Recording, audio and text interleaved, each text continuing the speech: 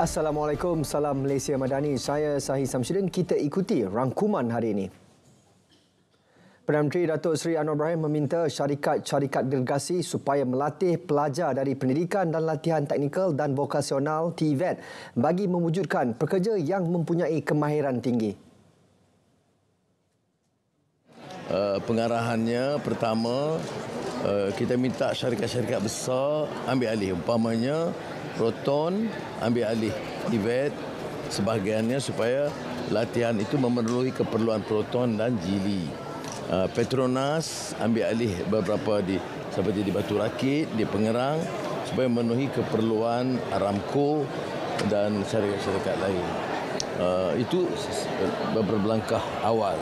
Kemudian kita telah bersetuju supaya tenaga pengajar TVET sebahagiannya dibawa supaya diberikan latihan upskilling supaya dapat disampaikan. Datuk Seri Anwar menjelaskan kepada media selepas merasmikan sidang kemuncak Tahun Pengkomersialan Malaysia MCY 2023. Menteri Pengangkutan Anthony Loke dijangka akan mengadakan pertemuan dengan pihak Singapura berhubung cadangan baharu projek kereta api berkelajuan tinggi HSR Kuala Lumpur, Singapura. Pertemuan tersebut hanya boleh diadakan selepas keputusan awal peringkat kerajaan. Baru peringkat kita sebaik ada keputusan awal barulah akan diangkat oleh Menteri Anthony Loke ke perhatian Singapura. MyHSR Corp turut memaklumkan pelaksanaan semula projek tersebut tidak akan membabitkan kos kerajaan, sebaliknya dibiayai pihak swasta sepenuhnya. Perdana Menteri Datuk Seri Anwar Ibrahim mengesahkan beliau bersama ahli perniagaan dari Indonesia menghadap Sultan Kedah Al-Aminul Karim, Sultan Salahuddin, Sultan Baldishah hanyalah kunjungan hormat kepada Sultan Kedah. Beliau berkata pertemuan itu tiada kaitan dengan urusan permohonan untuk mengusahakan aktiviti unsur nadir bumi REE di negeri berkenaan seperti yang didakwa Menteri Besar Kedah, Datuk Seri Muhammad Sanusi Mat Noor.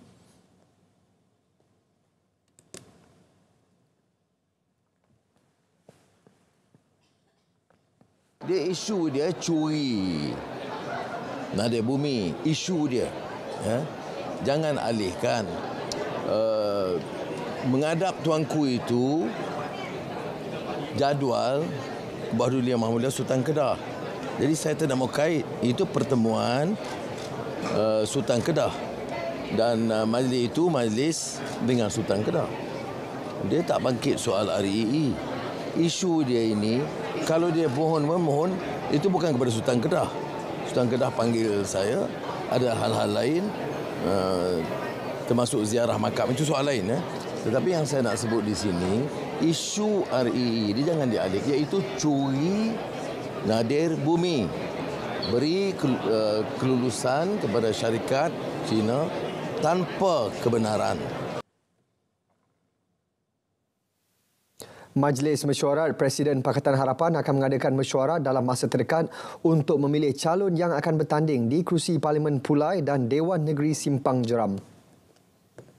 Selalunya kita hormat keputusan lama, itu kerusi amanah, tapi ini akan diputuskan oleh Majlis PH dan kemudian saya angkat untuk Majlis Kerajaan Perpaduan. Suruhanjaya Pilihan Raya SPR menetapkan pilihan raya kecil PRK Parlimen Pulai dan Dewan Negeri Simpang Jeram pada 9 September depan, manakala hari penamaan calon pada 26 Ogos.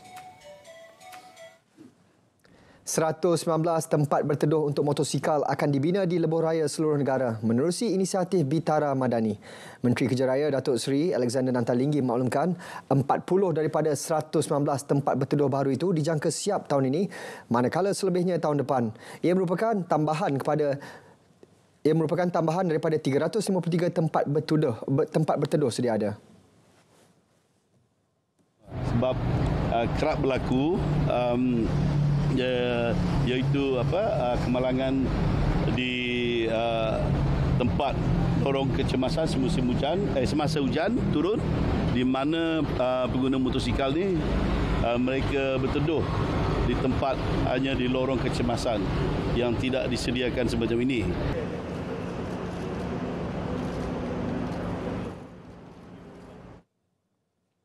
Pemerkasaan Bahasa Melayu perlu dilaksana seiring dengan perkembangan sektor ekonomi digital.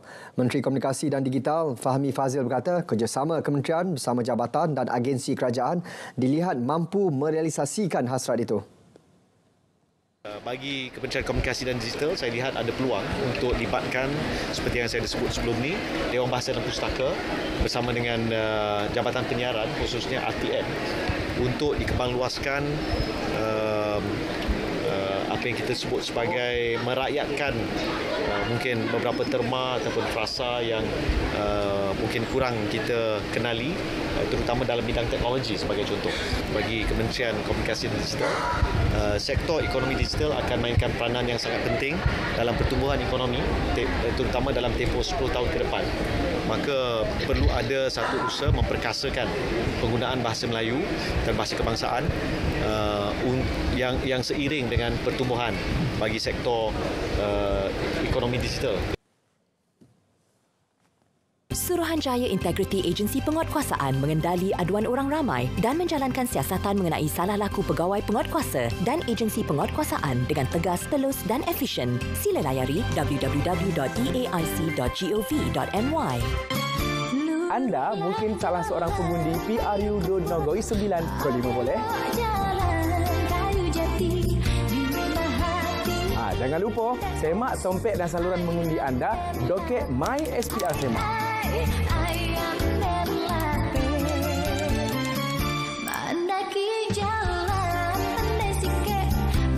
Orang-orang Negeri Sembilan, jangan lupa tanggungjawab kita. Ingat, satu undian boleh mengubah masa depan kita. Yang sahih di RTM. Kempen PRU Dun Negeri Sembilan ke-15 berlangsung meriah di 36 Dun. Untuk perkongsiannya bersama-sama Hana Adlin Nasution Ahmad. Lin. Baik, terima kasih. Bersekali dengan sambutan Bulan Kebangsaan, kempen pilihan raya umum Dewan Undangan Negeri Dun Negeri Sembilan ke-15 berlangsung meriah. Kibaran jalur gemilang dan juga bendera-bendera parti menghiasi panorama di bumi adat Pepati ini. Dan hari ini saya berkesempatan turun padang ke N20 Labu untuk mendapatkan reaksi penduduk kawasan sekitar. Cadangan Haji sebetulnya bila dah dilantik penamaan calon bekerja dengan kuat. Tunjukkan keikhlasan. Apa yang dijanjikan, seandainya menang, kotakan janji itu. Kempen sekarang lah lagi okey rasa. Daripada dulu-dulu kan. Macam itulah. Yalah macam dia pun ada datang-datang kedai-kedai tengok pengusaha kan. Datang sendiri tengok apa keperluan kita ni kan sebagai rakyat macam tu. Kempen sekarang ni saya tengok beria-ria lah kempen. Sebab nak undi. Tu lah. Dulu tak je. Semua tak main letak selit-selit tampai-tampai tu ya. Sekarang tak ada yang turun padang dulu. Sekarang ni macam-macam datang sini. Untuk kempen. Baik, sedikit perkongsian kepada penonton semua. N20 Labu mempunyai seramai 30,478 pengundi berdaftar yang telah diwartakan oleh Suruhanjaya Pilihan Raya. Dan mengikut pecahan, mereka terdiri daripada 15,141 bersamaan 49.68% lelaki dan 15,337 bersamaan 50.33% adalah pengundi wanita. Dan pada PRU kali ini, N20 Labu akan menyaksikan perlawanan 1 lawan 1 iaitu antara penyandangnya Dato' Ismail Ahmad daripada PH yang akan menentang Muhammad Hanifah Abu Bakar daripada PN. Dan pada PRU ke-14, Dato' Ismail Ahmad menang sebanyak 6,712 undi mengalahkan calon BN Hasim Rusdi dengan majoriti 882 undi. Baik, setakat ini dahulu perkembangan dari Negeri Sembilan. Saya Hana Adlin Nasution Ahmad yang sahih di RTM. Terima kasih, Lin. Di Sungai Kandis, Selangor pula, kempen pilihan raya terus diperhebatkan. Peranan wanita dilihat penting dalam membentuk negara membangun. Justru harapan daripada golongan ini harus diberi keutamaan. Perinciannya bersama Siti Farah Nadia Fazlun. Baiklah, terima kasih. Sememangnya peranan wanita pada masa kini kita tak dapat nafikan lagi kerana mereka merupakan sebahagian daripada penjana ekonomi negara, dan untuk itu peranan mereka juga penting terutamanya dalam undi kerana mereka juga dilihat penting dalam untuk negara membangun. Dan saya pada ketika ini berada di Gerai Makan Sri Damak, Taman Sri Andalas, di mana di sini terdapatnya peniaga-peniaga khususnya kaum wanita. Jadi untuk itu kita nak mendekati mereka dan mendengar sendiri harapan mereka sendiri. Jadi ikuti saya. Assalamualaikum. Siapa nama Kak? Tahu saya Waida. Okey, jadi akak berniaga di sini Ya, saya berniaga di sini. Okey, dah berapa lama dah akak kat sini? Lama. Saya ikut daripada turun-temurun juga ni. Ni mak mentua saya punya. Mak mentua saya start berniaga 86. Masuk sini 95. Saya join 2014. Jadi akak mulakan perniagaan, ada tak macam pinjaman yang akak terima ke ataupun akak ni? Pinjaman saya buat hijrah Selangor, pinjaman untuk ni lah bantu bisnes kita orang. Jadi dari segi penambahbaikan sendiri, macam akak kaum wanita, apa yang akak harapkan? Ya, daripada segi gerai ni lah nak kena penambah baik lagi. Macam-macam jugalah. Macam tingkap semua banyak yang rosak. Dia repair pun hari tu separuh je. Dia macam tak ada nak repair semua. So kita memang itulah susah lah kalau macam tu, separuh-separuh yang dia repair. Okay, harapan akak sendiri terhadap calon yang akan bertanding di sini nanti? Harapan semoga dia naik lah. Semoga dia kekal di sini dan terus kekal. Okey, terima kasih. Baiklah, untuk makluman, N49 Sungai Kandis ini menyaksikan jumlah pemilih keseluruhan berjumlah seramai 78,605 orang, di mana statistik jantina seramai 39,912 orang wanita dan 38,693 lelaki. Jadi baik, saya kira itu saja perkembangan. Kita kembali ke Angkasa Puri yang sahih hanya di RTM. Terima kasih Farah. Nelayan Kampung Hulu Kuala Seberang Marang menyumbang kepada pertumbuhan ekonomi pesisir pantai Terengganu. Ikuti tinjauan Sazwani Samsu mengangkat harapan nelayan tempatan di sana. Wani. Baik saudara, untuk makluman, Terengganu merupakan antara penyumbang hasil laut domestik negara, dan untuk tahun lalu sahaja sejumlah 33,500 tan metrik ikan didaratkan di sini. Untuk itu hari ini saya bersama dengan salah seorang nelayan tempatan bagi mendengar sendiri apakah harapan yang ingin dizahirkan terhadap pemimpin yang bakal dipilih rakyat Dru Rendang pasca 12 Ogos nanti. Assalamualaikum Pak Cik Ahmad. Waalaikumsalam warahmatullahi. Pak Cik Ahmad dah berapa lama jadi nelayan di sini? Kurang 40 tahun lebih dah. Baik Pak Cik, sekarang ni kan rakyat sedang memilih wakil rakyat Dru Rendang. Pak Cik sendiri selaku penduduk yang dah lama tinggal di sini dan nelayan yang dah lama mencari nafkah di sini, apakah harapan Pak Cik terhadap calon yang bakal dipilih oleh rakyat Dru Rendang nanti? Saya harap wakil calon yang menang nanti akan betul-betul mengambil tahu permohonan rakyat ke masalah rakyat di kawasan daerah Marang ni lah. Yang nelayan di Kuala Marang ni. Yang pertama sekali, alur pun tempat simpan buk. Jadi masalah yang paling besar situ. Air surut lah. Air surut tak boleh keluar. Tak boleh keluar langsung.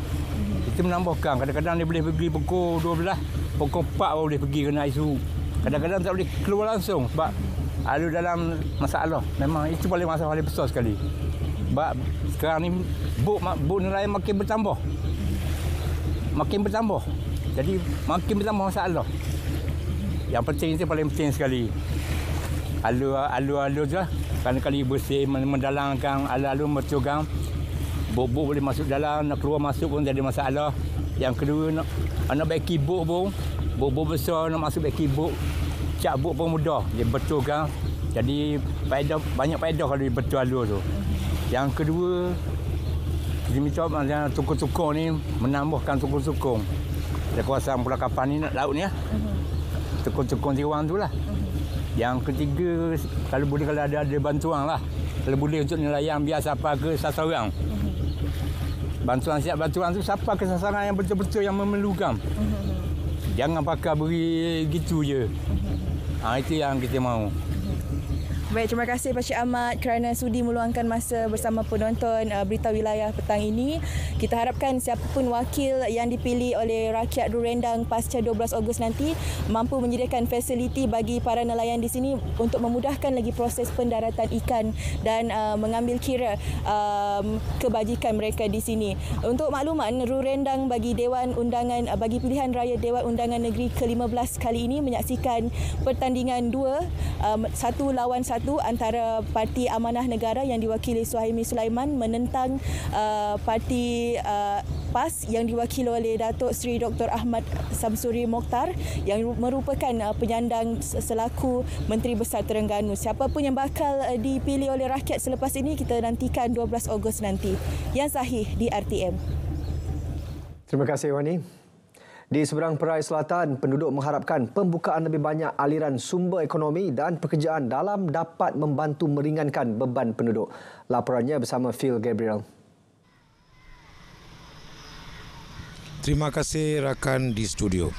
Sektor pekerjaan merupakan landasan utama ataupun keperluan semasa semua lapisan masyarakat. Tatkala pandemik COVID-19, sektor ini telah memasuki satu lagi era yang agak dinamik dan juga mencabar.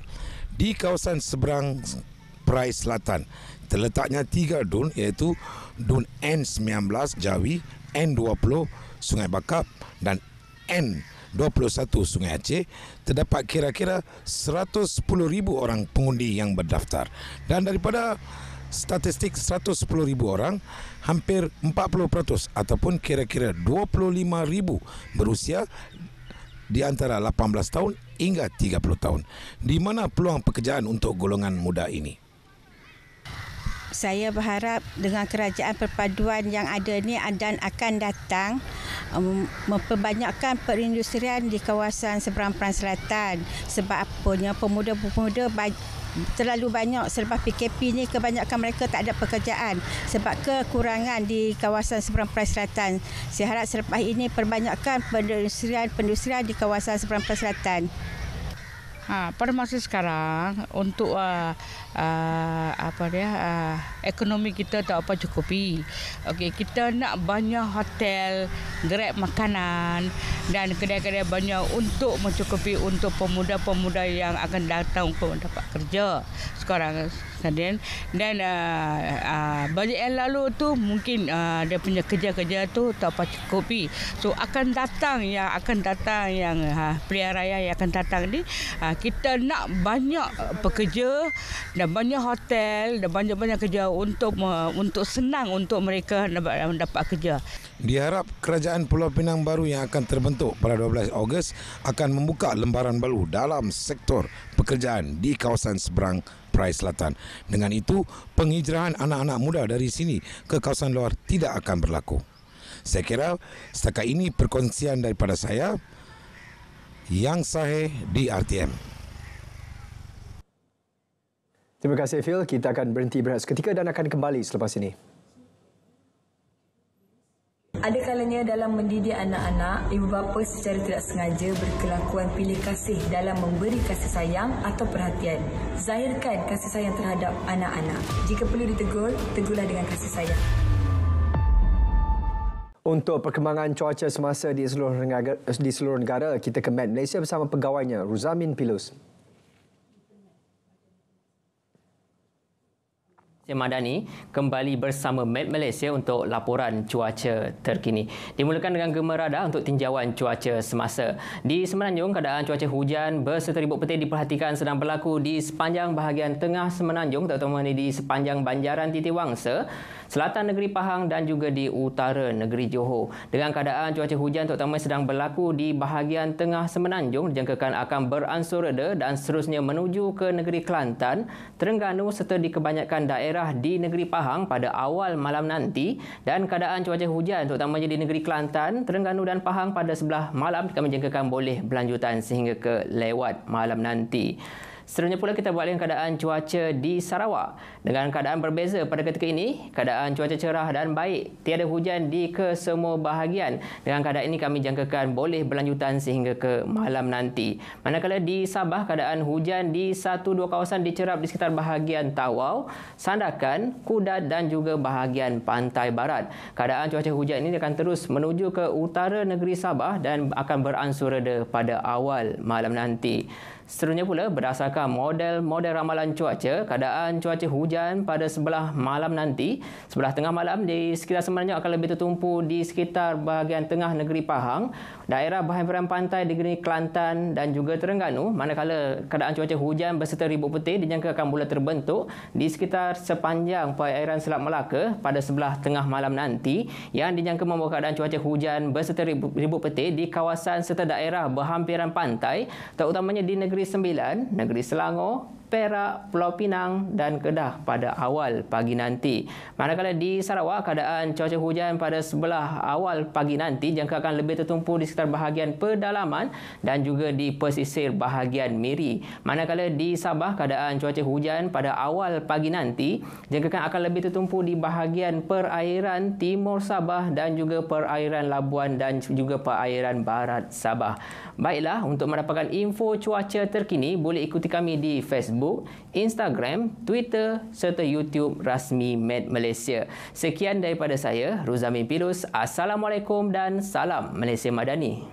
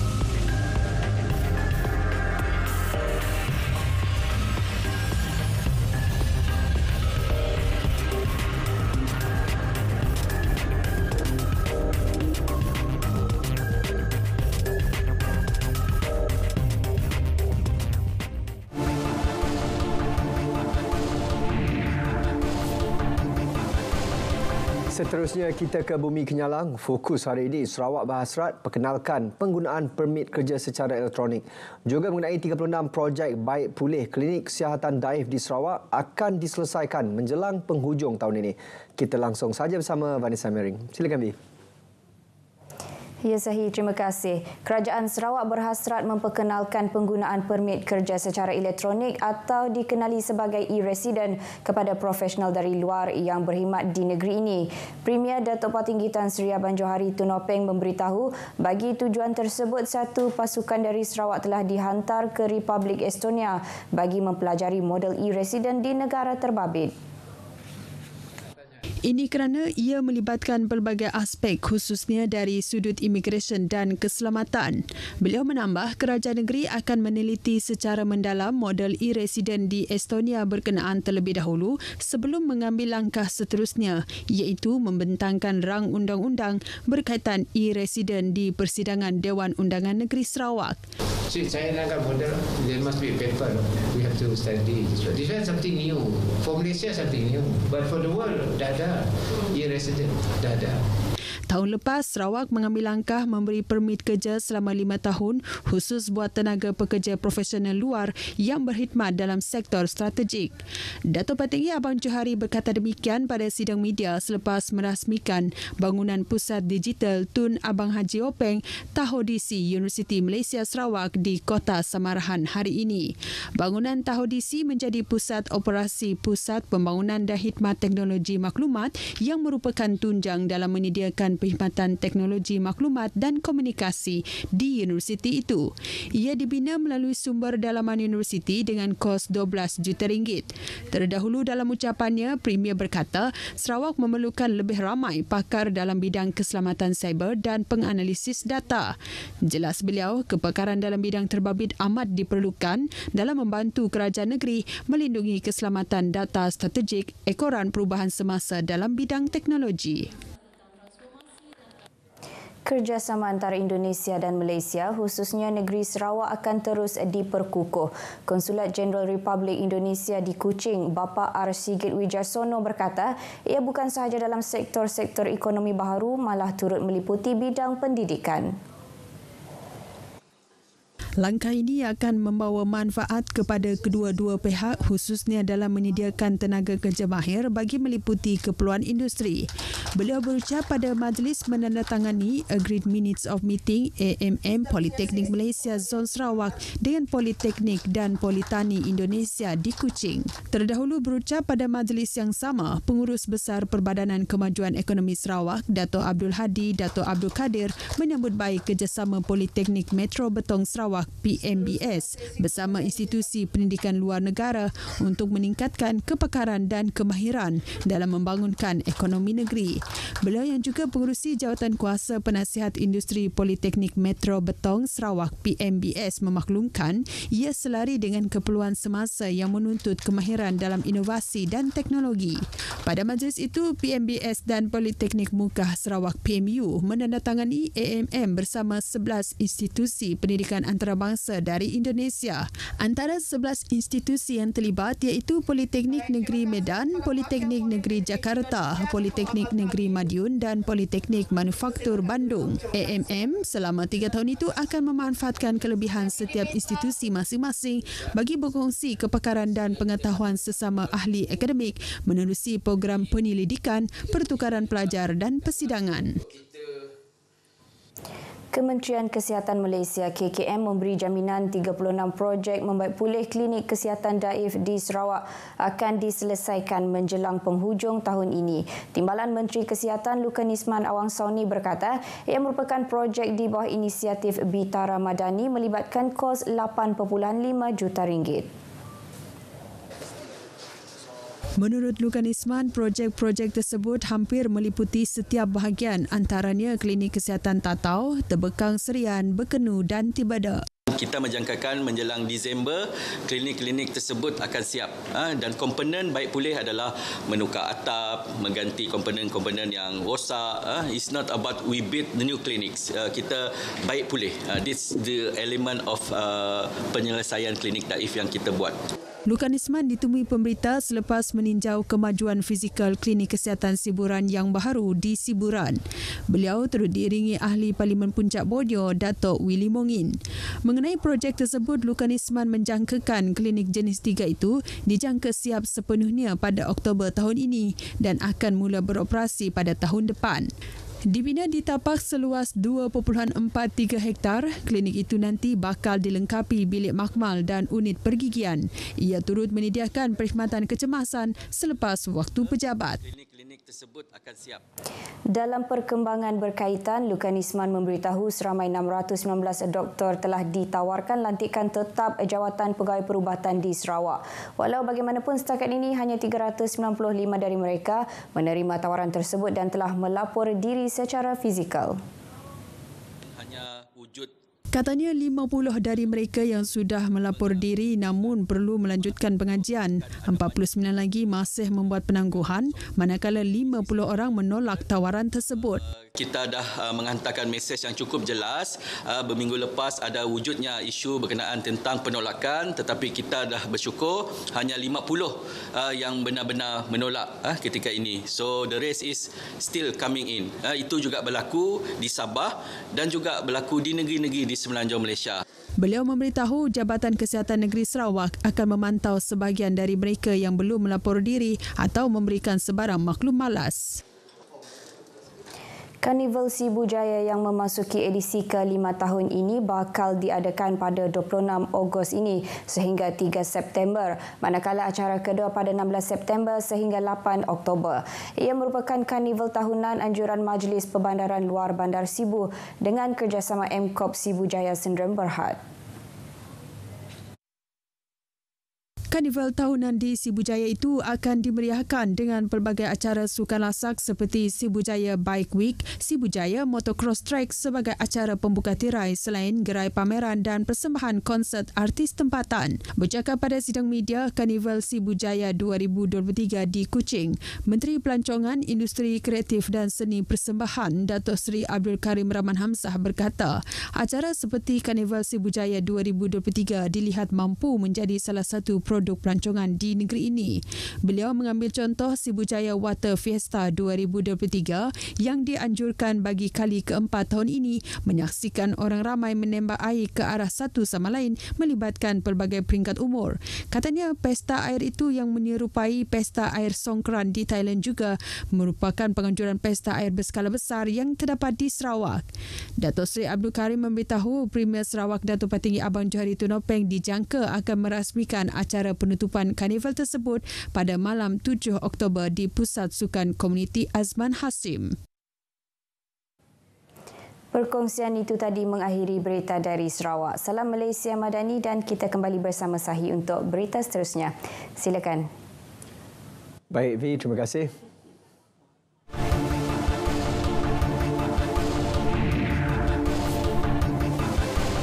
Kementerian Pembangunan Masyarakat dan Kesejahteraan Rakyat Sabah komited penuhi keperluan dan santuni wanita dan golongan sasar. Perinciannya terus saja bersama Anisia Dowles di Kota Kinabalu. Ya, sahih. Kementerian Pembangunan Masyarakat dan Kesejahteraan Rakyat KPMKR Sabah melalui Jabatan Hal Ehwal Wanita Sabah JEWA akan terus komited menyantuni keperluan wanita dan golongan sasar. Cerminan dedikasi kerajaan dilihat melalui memeterai komitmen di peringkat antarabangsa, ratifikasi Konvensyen Penghapusan Diskriminasi terhadap wanita selain menerima pakai deklarasi Beijing dalam Dasar Wanita Negara. Menurut Pembantu Menteri Pembangunan Masyarakat dan Kesejahteraan Rakyat Sabah, Datuk Flavia Eng, laporan Indeks Jurang Gender Global 2020 dikeluarkan Forum Ekonomi Dunia WEF meletakkan Malaysia di tangga 102 daripada 146 negara, sekaligus menunjukkan masih banyak perlu dilaksana bagi mengangkat agenda wanita dan mengurangkan jurang gender. Kita dalam fasa pembangunan dan kita tidak mau ada keciciran. Ya, kita juga mau di peringkat-peringkat daerah-daerah yang luar bandar itu juga tidak dilupa ataupun tercicirlah dalam fasa pembangunan ini, di mana kita mementingkan kepentingan gender itu juga kita akan angkat. Beliau ditemui media selepas mewakili Menteri Pembangunan Masyarakat dan Kesejahteraan Rakyat Negeri, Datuk James Ratib, merasmikan penutupan program mengarus perdanakan gender dalam pembangunan luar bandar peringkat daerah Nabawan di Nabawan. Amat berterima kasih kepada pihak kementerian melalui Jabatan Hal Ehwal Wanita Sabah kerana dapat menganjurkan program ini khususnya di luar bandar, dan ini banyak memberi manfaat khususnya kepada wanita-wanita di daerah inilah. Memberi kesedaran kepada masyarakat akan kepentingan gender dalam pembangunan. Maksudnya sebagai contoh, kita macam OKU, Warga Emas, kanak-kanak, wanita perempuan semua menikmati pembangunan yang dirancangkan oleh kerajaan, dinikmati oleh semua masyarakat. Sangat bagus, boleh menambahkan kita punya menambah ilmu dan keterbukaan kita kepada program-program macam seperti inilah. Sebelum ini kita tidak tahu macam mana, tapi untuk yang kesamaan dan ketersamaan memang ialah apa maksudnya, kita boleh faham gender jantina. Mau kalau dapat menambah program ini di daerah Nabawan ini, mempertingkatkan seboleh-boleh tambah lagi tahun depan supaya kami di rakyat Nabawan ini paham dan tahu apa itu kasih sayang di antara suami isteri. Majlis Ihtifal Ilmi Peringkat Negeri Sabah menyerlahkan lagi bakat dan kemampuan pelajar sekolah agama di negeri ini. Pengarah Jabatan Hal Ehwal Agama Islam Negeri Sabah Jahins, Datuk Ustaz Saiful Zaman Sangul berkata program itu juga meningkatkan lagi aktiviti kurikulum sekolah agama serta mengukuhkan hubungan pelajar, guru dan ibu bapa.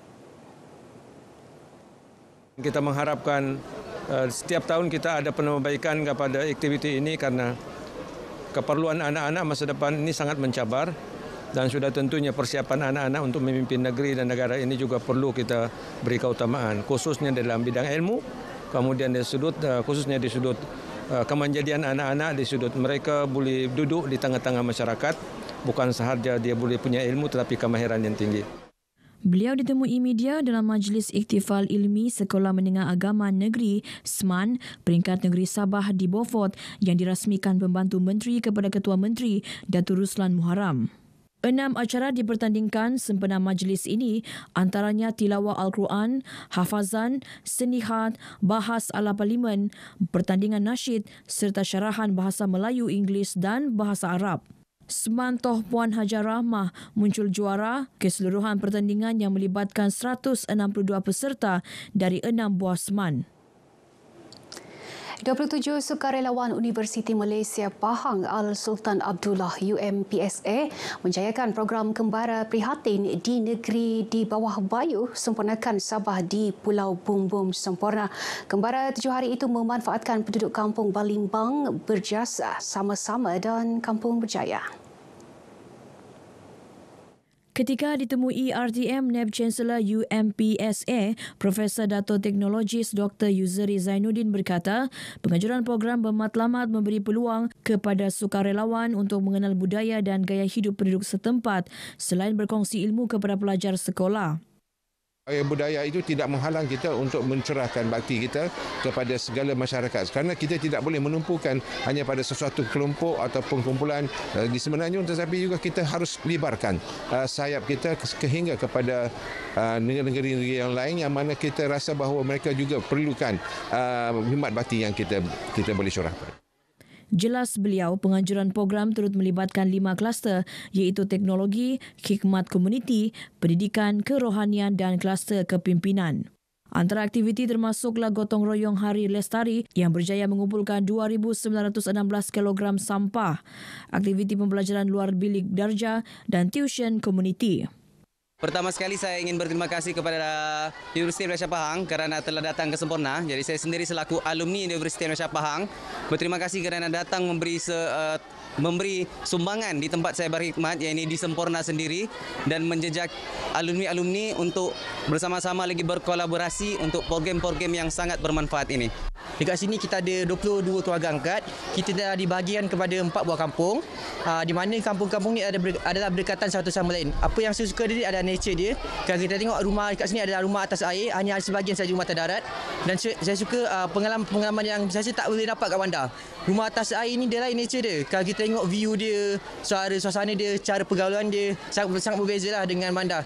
Pengalaman daripada bersama dengan keluarga angkat untuk 7 hari adalah pertama sekali keluarga angkat sangatlah ramah dan baik menyambut kami sebagai tetamu, menerima kami dengan baik, memberi layanan yang sangat baik dan saya sangat gembira mendapat keluarga baru dan jadi saya sangat happy lah dengan program ini. Pengalaman ini adalah sangat mahal dan saya rasa takkan dapat di mana-mana. Sempena program ini, Yayasan UMP dan UMPSA turut menyumbang 10 tangki air untuk kegunaan komuniti di Pulau Bumbum dan Pulau Mabul sempurna. Keputusan kerajaan menetapkan individu yang mempunyai lesen memandu kereta atau motosikal tidak perlu menjalani ujian teori kali kedua untuk memohon lesen dalam kelas berlainan mendapat reaksi positif rakyat Sabah. Rata-rata penduduk yang ditemui menyifatkan langkah itu memudahkan orang ramai untuk mendapatkan lesen dalam kelas berlainan. Pendapat saya, dia boleh menjembatkan masa orang yang sudah mengetahui tentang perkara-perkara di bengkel. So, dia lebih memudahkan kita untuk mendapatkan lesen. Saya rasa saya setuju. Dia punya kebaikan dia juga untuk memudahkan semua orang lah. Kita tidak macam susah lah untuk mengambil tu lesen bengkel semua tu kan. Dia memudahkan semua rakyat. Ya, bagi pendapat saya, dia menjimatkan masa ramai orang, sama dia mengurangkan kos lah untuk itu jen bengkel. Kalau saya itu sajalah saya pendapat. Setuju. Sebenarnya memang sudah kita pergi satu kali. Jadi kalau ambil lesen motor memang tidak perlulah pergi bengkel. Tapi kalau yang belajar sana mesti maulah. Ya, saya setuju. Rabuh lalu, Menteri Pengangkutan Anthony Locke mengumumkan berkuat kuasa 15 September depan, individu yang telah mempunyai lesen memandu kereta atau motosikal tidak perlu jalani ujian teori kali kedua untuk memohon lesen dalam kelas berlainan. Katanya ia memudahkan cara pengambilan lesen memandu serta menjimatkan masa dan kos sehingga RM100 bagi pemohon lesen. Baik, sekian paparan dari Negeri Bawah Bayu petang ini. Untuk lebih banyak perkembangan semasa di tanah air, terus saja bersama Sahih. Silakan, Sahih. Baik, Anne, terima kasih.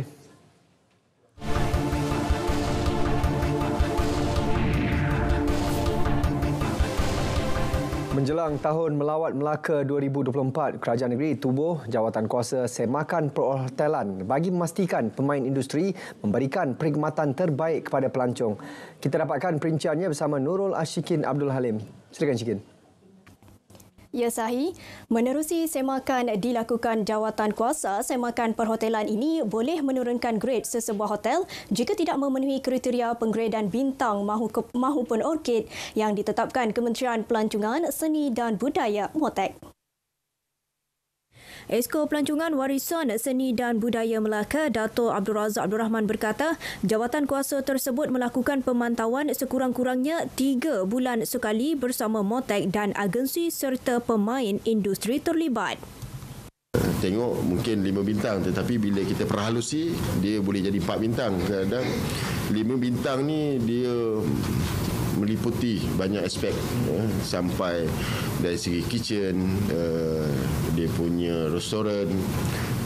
Dia kalau 5 star ni, kemudahan untuk kanak-kanak pun dia ambil kira penggeritan dia. Kadang ada swimming pool, tetapi kita tengok pula dari segi keselamatan dia ready, kadang ada hotel dia siapkan swimming pool saja. Dari segi keselamatan dia tak ambil berat. Yang itu pun mungkin walaupun kemudahannya 5 bintang, dia boleh jadi 4 bintang. Kriteria lain yang turut dinilai termasuklah bilik, operasi kaunter dan keselamatan bangunan. Ini pula mengenai konsert Gegau Merdeka serta Majlis Pelancaran Bulan Kebangsaan dan Kibar Jalur Gemilang Peringkat Melaka di dataran MBMB esok. Penerbit konsert Syarizad Abu Bakar berkata penganjuran konsert menjadi antara acara pengenalan Tahun Melawat Melaka 2024 TMM 2024. Ia menyasarkan 10,000 pengunjung. Menampilkan barisan penyanyi terkenal tanah air, konsert terbesar anjuran Melaka FM itu mendapat kerjasama Majlis Bandaraya Melaka Bersejarah MBMB dan Jabatan Penerangan Melaka. Dan di samping itu juga kita ada penyair-penyair dan juga penyajak yang turut akan bersama-sama dan diserikan lagi dengan persembahan Dondang Sayang yang turut diadakan pada malam konsert tersebut. Ya, dan insya-Allah Yang Amat Berhormat Ketua Menteri Melaka Datuk Seri Abdul Rauf Yusof akan turut serta bersama-sama untuk merasmikan program Majlis Bulan Kebangsaan ini dan juga Jalur Gemilang ini akan dirasmikan oleh Yang Amat Berhormat Ketua Menteri. Antara yang akan membuat persembahan Datuk Nash Ramlah Ram, Marsha Milan, Nakyu dan Afiq Syazwan. Ini pula nasihat kepada mana-mana pemaju yang ingin membina jeti selain jeti nelayan di Melaka. Esko Kemajuan Desa, Pertanian dan Keterjaminan Makanan Negeri Dr. Muhammad Akmal Saleh menyeru pemaju terlibat mengadakan sesi dialog bersama penduduk setempat. Perbincangan itu penting bagi mengelak isu termasuk menjejaskan mata pencarian penduduk dan ekosistem di kawasan terlibat. Jadi saya minta kepada pihak pemaju mana-mana yang nak membina jeti selain daripada jeti nelayan ini, saya minta ia mestilah berlakunya dialog antara dua pihak, antara pihak pemaju dan juga pihak penduduk setempat. Selagi mana tiada sesi dialog bersama rakyat, sesi dialog bersama nelayan-nelayan, dan saya juga akan tetap sentiasa mempertahankan hak nelayan. Program Jualan Rahmah disifatkan sebagai pendekatan amat baik kerana manfaatnya sampai kepada rakyat terutama golongan B40 untuk mendapatkan barangan keperluan pada harga lebih murah. Saya fikir ini merupakan satu inisiatif pendekatan yang amat baik kerana Jualan Rahmah ini membolehkan rakyat jelata terutamanya golongan B40 untuk satu peluang untuk mereka membeli barangan yang kita kata pada harga yang berpatutan, yang lebih rendah, dan saya fikir ini akan meringankan beban hidup mereka kerana kita tahu rata-rata golongan B40 ini kos sara hidup ini merupakan salah satu isu utama yang kita kata selama ini perlu kita bantu mereka untuk selesaikan. Dun saya pun sentiasa ada minta saya buat Jualan Rahmah di setiap JPKK Dun saya. Jadi pada hari bertemu rakyat masa di Dun Macam Jaya saya memang ada Jualan Rahmah. Pada hari itu memang sambutan yang bagus sekali. Kita pada pagi itu pun dapat jual dekat antara sampai dekat 50,000 2 jam lebih. Memang yang datang lewat punya pun tak dapat beli. Ianya amatlah membantu sebagai contoh penjualan beras, tepung dan barang-barang dapur lah kebanyakannya lah dalam Jualan Rahmah ni lah. Kita mahasiswa ni kadang-kadang kita ada perlu duduk di luar kampus, kita perlu sewa rumah dan kita punya makan minum tu kita perlu sediakan sendiri. So inisiatif yang diwujudkan ini dia banyak membantu kita lah, di mana kita dapat menjimatkan kos dan juga saya harapkan program ini dapat diteruskan dan dibuat lebih kerap. Betul, saya setuju sebab dia memberi kesan lah. Sebenarnya bila harga barang meningkat dengan kos sara hidup, dengan orang kata gaji tu tak adalah banyak sangat pun kalau nak dikatakan kan. Lepas tu dengan adanya menu Rahmah ni dengan harga barang yang Rahmah ni dia sangat membantulah. Dengan kos hidup yang meningkat, harga barang yang meningkat. Sekian paparan berita dari Melaka. Assalamualaikum, salam Malaysia Madani. Kembali ke Angkasa Puri. Terima kasih Syikin.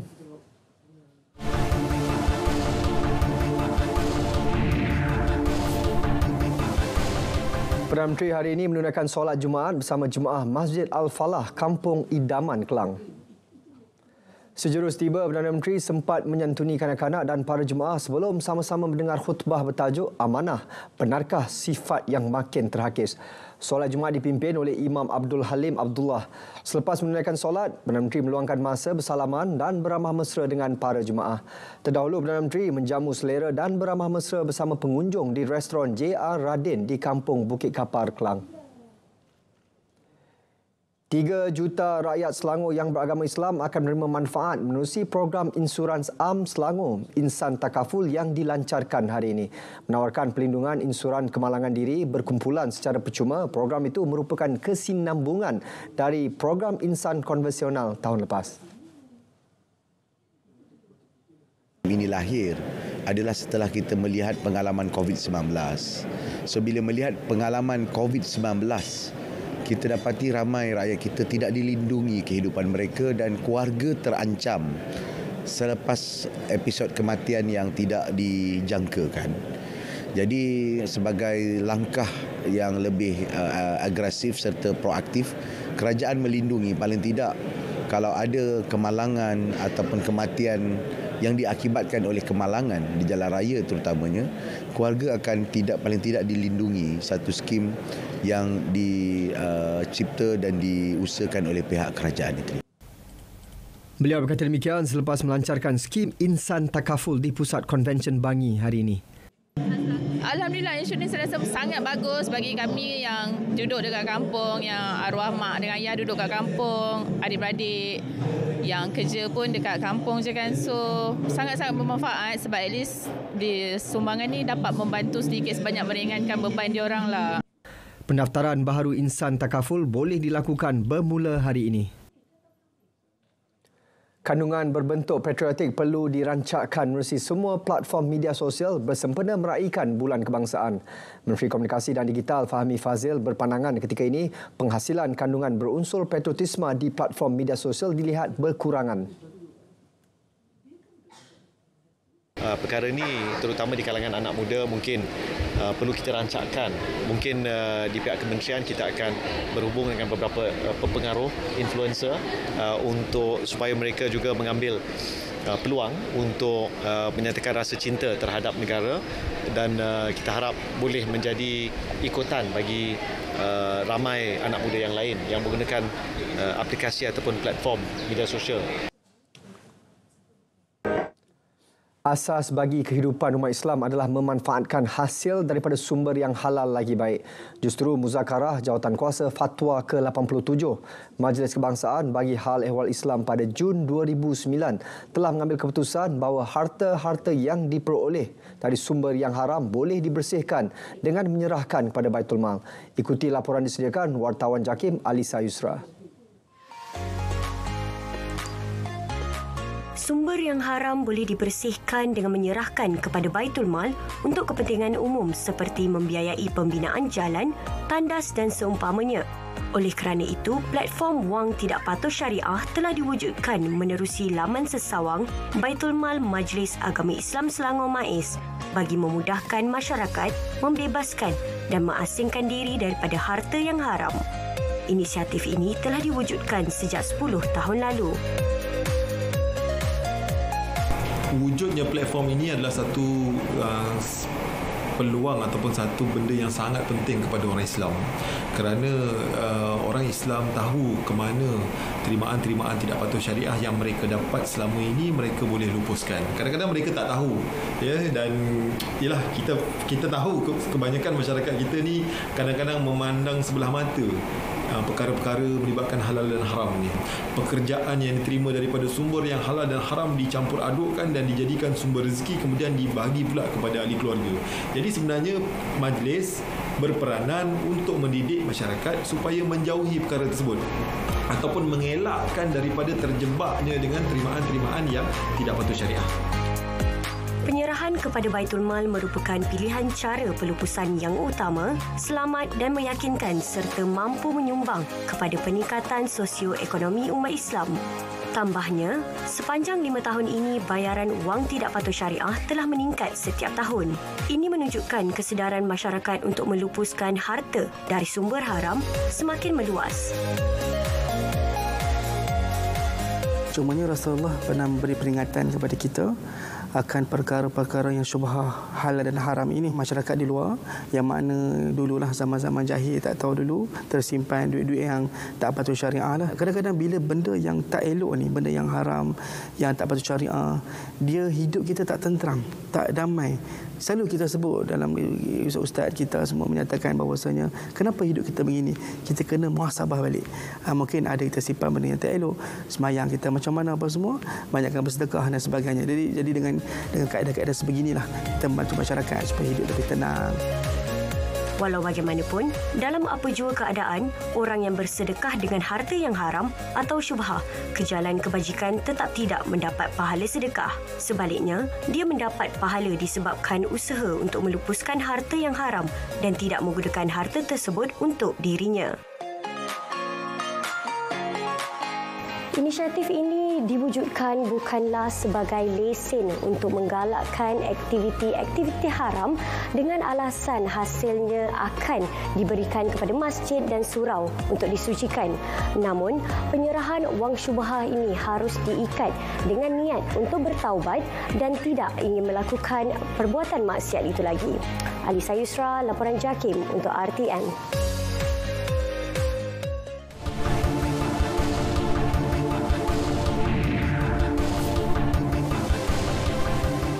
Ketika ini, Perdana Menteri Datuk Seri Anwar Ibrahim dijadual menghadiri program Karnival Segalanya Felda di Padang Awam Felda Teluk Timur Januari 6. Perinciannya bersama wartawan Fakhrul Razi Ismail ada di sana. Fakhrul, kabarnya banyak aktiviti dijalankan sepanjang Karnival ini. Boleh kongsikan apa aktiviti yang diadakan? Ya, betul tu Sahih. Beginilah suasana meriahnya Karnival Segalanya Felda yang sedang berlangsung di Padang Awam Felda Teluk Timur DC ini. Untuk makluman, pelbagai aktiviti dijalankan di sini. Selain Felda Karnival 2 hari ini, turut disertai pelbagai agensi dan jabatan kerajaan bagi memberi informasi-informasi terkini mengenai inisiatif dan juga bantuan yang disediakan oleh kerajaan Madani khususnya kepada warga Felda. Selain itu, aktiviti jualan turut diadakan sekaligus memberi peluang kepada kira-kira 20 usahawan tempatan untuk menjana pendapatan. Baik, ketika ini kita masih lagi menantikan ketibaan Yang Amat Berhormat Perdana Menteri Datuk Seri Anwar Ibrahim yang dijadual akan menyampaikan ucap utama di majlis ini. Untuk makluman, Perdana Menteri dijangka tiba di sini pada bila-bila masa sahaja dari sekarang. Dan pastinya program pada petang ini cukup bermakna di mana Felda dan warga penerokannya antara yang amat dekat di hati Perdana Menteri. Manakan tidak, sejak dilantik sebagai Perdana Menteri, Datuk Seri Anwar Ibrahim telah mengumumkan beberapa inisiatif dan juga insentif bagi meningkatkan kualiti hidup dan memelihara kebajikan warga Felda, termasuk dalam aspek penyediaan infrastruktur, penjagaan kesihatan, pendigitalan dan perumahan. Antara yang telah diumumkan oleh Datuk Seri Anwar untuk warga Felda ialah sumbangan kesihatan ramah SKR yang membabitkan peruntukan berjumlah 21.21 juta ringgit. Pembinaan pusat hemodialisis dengan peruntukan 21 juta ringgit. Perbelanjaan untuk kos operasi lampu jalan dengan implikasi kewangan sebanyak 7.7 juta ringgit setahun. Dan subsidi diesel berjumlah 36 juta ringgit setahun bagi 3 buah Felda di Sabah. Selain itu, sebelum ini beliau juga telah mengumumkan program digital madani bagi memperkasa ekonomi gig, penyelesaian isu perumahan generasi baru Felda dan juga usaha membantu peneroka getah beralih tanaman komoditi lain seperti sawit dan juga kelapa. Jadi itu saja perkembangan yang dapat saya bawakan langsung sempena program Karnival Segalanya Felda di Padang Awam Felda Teluk Timur di Kedah ini. Kembali bersama Sahih di Angkasa Puri. Silakan Sahih. Terima kasih Fakrul. Sejumlah 1.5 juta ringgit disalurkan Kementerian Pembangunan Kerajaan Tempatan KPKT bagi pemulihan projek perumahan swasta terbengkalai di Taman Mayang Fasa 2 Kuala Kangsar. Timbalan Menteri KPKT Akmal Nasrullah Muhammad Nasir berkata projek tersebut diisytihar terbengkalai kerana tidak memperoleh sijil kelayakan menduduki CCC berikutan loji rawatan kumbahan sedia ada belum mendapat perakuan daripada pihak Indah Water Consortium. Menerusi peruntukan di bawah inisiatif Belanjawan 2023, kerja-kerja menaik taraf loji tersebut akan dilaksana sehingga keseluruhan projek memperoleh CCC. Ini adalah inisiatif bagi bajet tahun 2023. Ketetapan yang telah dibuat oleh pihak kementerian agar projek di sini dan juga telah diberikan komitmen oleh MPKK bahawa projek ini insya-Allah akan siap pada hujung tahun ini, Disember 2023, yang mana selepas proses itu semua selesai, kita mengharapkan agar projek ini dapat dikeluarkan daripada senarai projek terbengkalai by next year. Beliau berkata demikian dalam sidang media selepas sesi lawatan kerja di tapak projek perumahan berkenaan di Kuala Kangsar. Di Perak, terdapat 5 projek perumahan terbengkalai daripada 114 projek direkodkan sehingga 30 Jun 2023. Berita wilayah berakhir di sini. Saya Sahih Samsudin, Malaysia Madani. Tekad perpaduan penuhi harapan.